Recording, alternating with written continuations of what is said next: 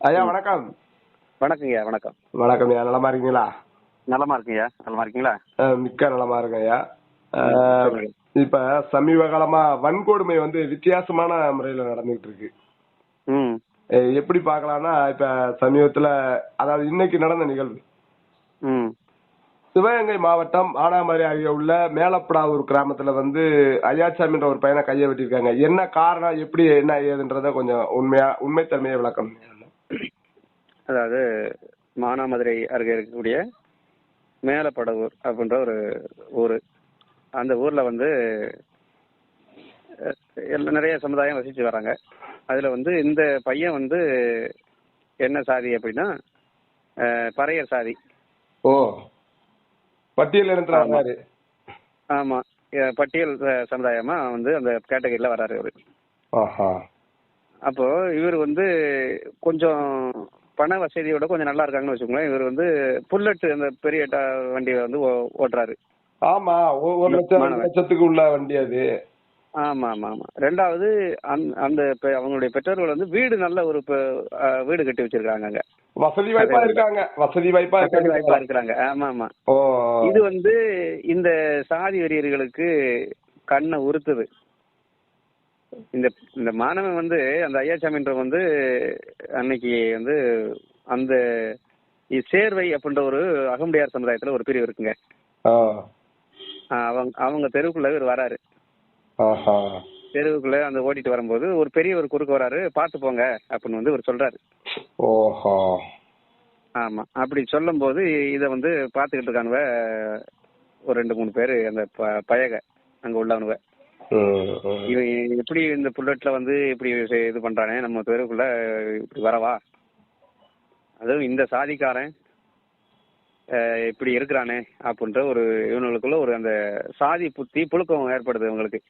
இங்க என்னன்னா, புல்லட் ஓட்டியது குற்றமா இல்ல சாதி குற்றமா? சாதிதான் நாங்க குற்றம். இந்த சாதிக்காரன் புல்லட் ஓட்டவா, இந்த சாதிக்காரன் நம்ம தெருவுக்குள்ள வரவா, இந்த சாதிக்காரன் நம்ம ஊரு பெரியவரை பார்த்து ஒதுங்கி போங்கன்னு சொல்லவா? இதுதான் அங்க விஷயம். அந்த சாதி மண்டைக்குள்ள ஏறி அவன் என்ன பண்றான்னா, 3 பேர் என்ன பண்றாங்க, வீட்டுக்கிட்ட இந்த கை தானே புல்லட் ஓட்டுச்சு அப்படின்னு சொல்லி இந்த சாதிக்காரனுக்கு புல்லட் தேவையா அப்படின்னு வெட்டுறானுவ. அப்ப இன்னொன்னு செய்யலாமே, அரசு ஒரு நிர்ணயம் பண்ணணும். என்னென்ன கம்யூனிட்டிலாம், அதாவது என்னென்ன ஜாதிலாம் புல்லட் ஓட்டலாம், உயர் ரக வாகனம் வச்சுக்கலாம், என்னென்ன கம்யூனிட்டிலாம் வச்சுக்க கூடாதுன்ற ஒரு இது கொண்டுட்டு வந்தா என்ன? அது அரசு தான் பார்த்து செய்யணும் மக்களுக்கு. அப்படித்தான் போகும் போல தெரியுது. நீங்க சொல்றபடிதான் போகும் போல தெரியுது சூழ்நிலைகள். ஏன்னா இந்த பட்டியல் சமுதாய மக்களுக்கு பாதுகாப்பு இல்லாத ஒரு சூழ்நிலை இருக்கிறது. மிக மிக மிக மோசமான ஒரு சூழ்நிலை இருக்கிறது. இதை அரசு உடனடியாக கவனத்தில் கொண்டு இது போன்ற சம்பவங்கள் நடக்காத வண்ணம் செயல்படுத்த வேண்டும். இல்லை என்றால் இது ஒரு மிகப்பெரிய ஒரு மோசமான ஒரு சூழ்நிலை தான் போகும். அப்ப எந்த அளவுக்கு சாதி வெறி அவனுடைய மண்டையில் ஊறி இருக்குது அப்படிங்கறத நம்ம பார்க்க வேண்டியிருக்குது. கை இழப்பா அல்லது எப்படி? மருத்துவமனையில் அட்மிட் ஆயிருக்காரு. என்ன தெரியல. 3 பேர் மீது வழக்கு பதிவு செஞ்சிருக்கிறாங்க. 3 பேர் மீது SC வன்கொடுமை வழக்கு பதிவு செஞ்சிருக்கிறாங்க. வழக்கு ஒருபுறம் இருக்கட்டும்.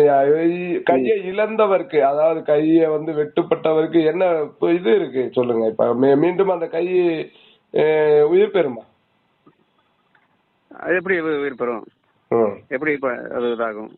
வெட்டுப்பட்டது தானே, எப்படி சரிப்படுத்த முடியும்? காரணம், அதாவது ஒரு இது மட்டுமே காரணமா இருக்குமா அல்லது வேற காரணம் இருக்க வாய்ப்பு இருக்காது? சாதிதான் இது. முன்பகை ஏதாவது இருக்க வாய்ப்பு இருக்கு? முன்பகை இருந்தாலும் அது வெட்டணுமா, கைய வெட்டணுமா? அது இல்ல. முன்பகை அப்படிங்கிறது நீங்க சட்ட ரீதியா தான் அதை சந்திக்கணுமே தவிர, அப்படி ஒரு வேளை இருந்தாலும் கூட நீங்க கையை வெட்டுறதுக்கு உங்களுக்கு யார் அதிகாரம் கொடுத்தது? சட்டத்துல அப்படி இடம் இருக்குதா? அப்போ இதெல்லாம் முழுக்க முழுக்க இது சாதி வரிதானே தவிர அதை தாண்டி இதுல வந்து யோசிக்கிறதுக்கே வேற ஒண்ணுமே கிடையாது. நானும் அந்த பகுதியே, இந்த சிவகங்கை போன்ற பகுதிகளில் நானும் அந்த பகுதியெல்லாம் வந்து பார்த்துருக்கிறேன். மிக மிக மிக மோசமான ஒரு சூழ்நிலையில தான் இன்றும் இருக்குது. ஐயா, சிறுமைப்படுத்துவதற்காக இந்த தகவலை சொல்லல. இதே சிவகங்கை மாவட்டத்துல நரிக்குறவர்கள் சமூகம் மிகப்பெரிய ஒரு முன்னேற்றத்தை எடுத்து வந்துகிட்டு இருக்காங்க. எப்படின்னு சொன்னா, அவங்களுடைய நடை உடை பாவனைகள் எல்லாமே மாறி இருக்கு. இன்னைக்கு வந்து அவங்க வண்டியில கொண்டு போய் வியாபாரம் செய்யற அளவுக்கு முன்னேறி இருக்காங்க. இதே நரிக்குறவர் சமூகம். அதாவது எப்படி சொல்றேன், அதாவது இவங்களை சிறுமைப்படுத்தணும்ன்றது நோக்கம் இல்ல, இது தகவலுக்காக சொல்றேன். இதே சிவகங்கை மாவட்டத்துல பெரும்பான்மையான நரிக்குறவர்கள் வசித்து வந்தாங்க. அவங்களோட கலாச்சாரம் எல்லாம் இன்னைக்கு மாறி இருக்கு. அதாவது நரிக்குறவர்கள்னு நம்ம சொல்லக்கூடாது, நரிக்காரர்கள் அப்படின்னு சொல்லலாம். அதுல வந்து இது வழக்கு மொழி. ஆமா, அப்படி இருக்கு. அது வந்து நம்ம பயன்படுத்த வேண்டாம். நரிக்காரர்கள் அல்லது வந்து வக்கிரி போலி, இந்த மாதிரி அவங்களுடைய சாதியுடைய பெயரு. அது வந்து இந்த குறவர்கள், நம்முடைய தமிழ் குறவர்களை வந்து இழிவுபடுத்துவதற்காக அல்லது வந்து அவர்களை நசுக்குவதற்காக, வேற மாதிரி இப்ப இது பண்றதற்காக அந்த மாதிரி சொல்லப்படுது. அது அவங்களுடைய உண்மையான சாதி அது அல்ல.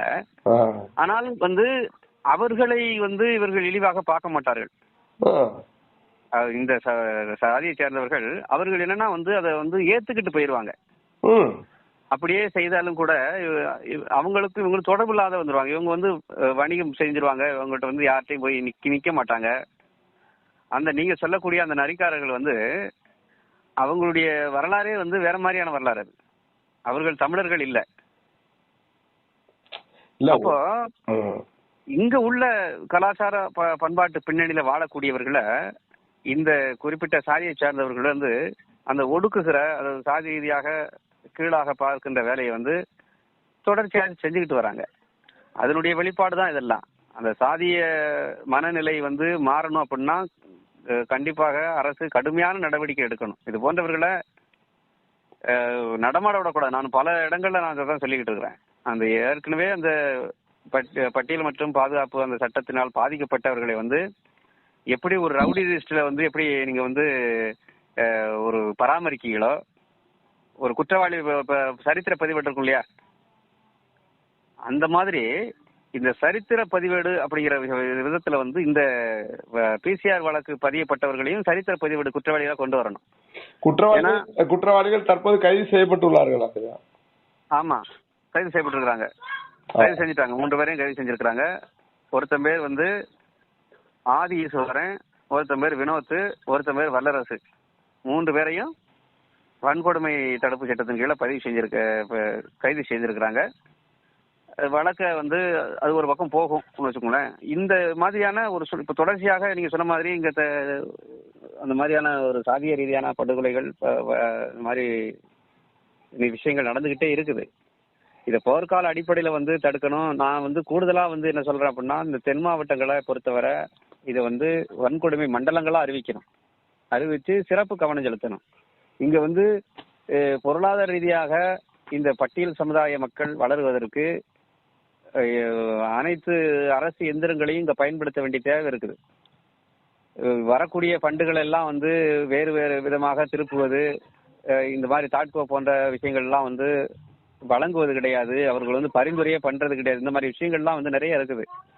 அப்போ இந்த மாதிரியாக சாதி ரீதியாக ஒடுக்கப்படுகிற இந்த சமுதாயங்களை பாதுகாக்கிறதுக்கு அரசு முன்வர வேண்டும். அவர்களுடைய பொருளாதார ரீதியாகவும் அரசியல் அங்கீகாரத்தையும் வந்து நிலைப்படுத்தினால் மட்டும்தான் இந்த சாதி ரீதியான போக்குகள் வந்து குறையும்.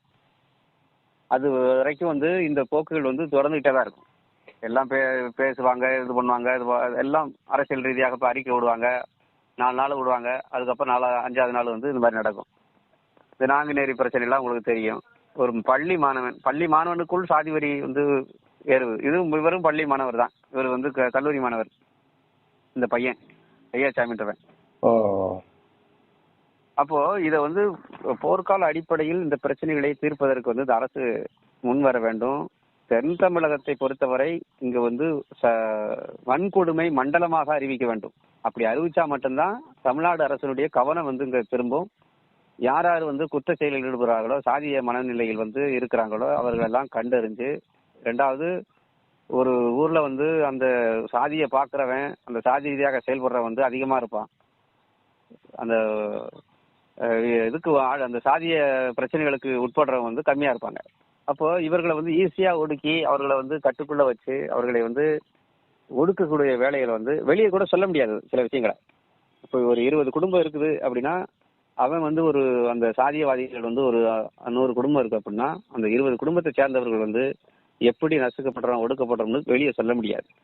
இப்படித்தான் பல கிராமங்கள் வந்து இன்னும் வந்து வெளியே தெரியாமல் இருக்குது.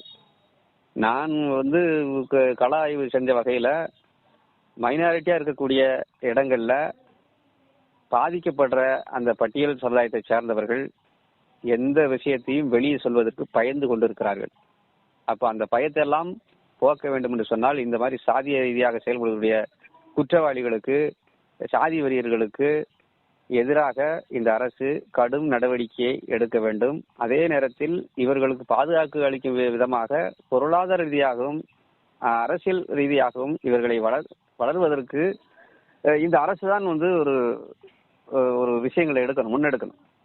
அப்போ எல்லா நிலைகளிலையும் இந்த பாதிக்கப்படுபவர்களை ஒடுக்குவதற்குத்தான் இந்த அரசு எந்திரங்கள் பயன்படுத்தப்படுவதை தவிர இவர்களை வந்து ஒரு சமநிலை போக்குகளை கொண்டு வர எண்ணம் வந்து இவர்களுக்கு இல்லை. அதனாலதான் இது போன்ற நிலைகள் வந்து இன்னும் ஏற்பட்டுக்கிட்டு இருக்கு. எத்தனை கொலைகள், எத்தனை வன்கொடுமைகள், பெண்களுக்கு எதிராக மட்டுமே எவ்வளவு வன்கொடுமைகள் இந்த மாதிரி சமுதாயத்துக்கு எதிராக. அப்ப இதெல்லாம் வந்து நம்ம செய்தியா தான் பார்த்துக்கிட்டு இருக்கோமே தவிர இதை தடுப்பதற்கு இந்த அரசு எந்த விதமான நடவடிக்கை எடுக்கவில்லை என்பதுதான் நம்முடைய ஒரு மனக்குமுறல், ஒரு குற்றச்சாட்டு. நிச்சயமா ஐயா. தகவலுக்கு மிக்க நன்றி ஐயா. மீண்டும் மற்றொரு காணொலியில சந்திப்போம். நன்றி ஐயா. நன்றிங்க, நன்றி.